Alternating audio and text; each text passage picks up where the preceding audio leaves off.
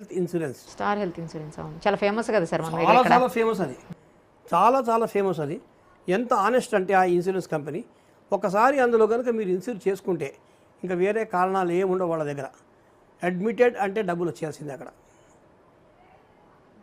వాళ్ళు ఎట్లాంటి ఇన్సూరెన్స్ అంటే వాళ్ళది కంపెనీలో పనిచేసేవాడికి, ఆ పనిచేసేవాడి అత్తమామకి, వాడి అమ్మా నాన్నకి, పిల్లలకి అందరికీ అప్లై అవుతుంది అది. అందుకే అందరు పడిదొస్తారు స్టార్ హెల్త్ అని. ఇంకా వేరే ఏ హెల్త్ గురించి నేను మాట్లాడను. ఇన్సూరెన్స్ అంటే నాకు తెలిసి రిలయబుల్, జెన్యూన్ ఓన్లీ స్టార్ హెల్తే. నేను చూసాను అది. మిగతా నువ్వు ఏ పేరు అని చెప్పు, అవి ఏదో ఒక రకంగా మిమ్మల్ని మోసం చేస్తాయి.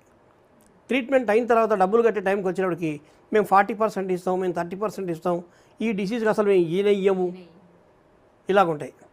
కాబట్టి జనాలు ఇన్సూరెన్స్లు చేయించుకునే ముందు ఆలోచించి దాని బ్యాక్గ్రౌండ్ చూసి దానికి ఉండే రేటింగ్ని చూసి మీరు కనుక్కోవాలి తప్ప, డబ్బులు కట్టాలి తప్ప. దొరికింది కదా అని ఏదో ఒక పేరు ఉన్నది ఇన్సూరెన్స్ కంపెనీ మనం చేరేమనుకుంటే మీరు ఆ డబ్బులు పెట్టుకొని నిజంగా మీకు హెల్త్ ఎమర్జెన్సీ వచ్చినప్పుడు మీకు పనికిరాని ఇన్సూరెన్స్ కంపెనీ అది. ఏదో రకంగా ఏదో మాయ చేసి మీకు ఇన్సూరెన్స్ ఇవ్వకపోవడమే వాళ్ళకి కావాల్సిన లక్ష్యం, మెయిన్ ధ్యేయం వాళ్ళది. అదనమాట. Right sir, thank you sir, thank you so much.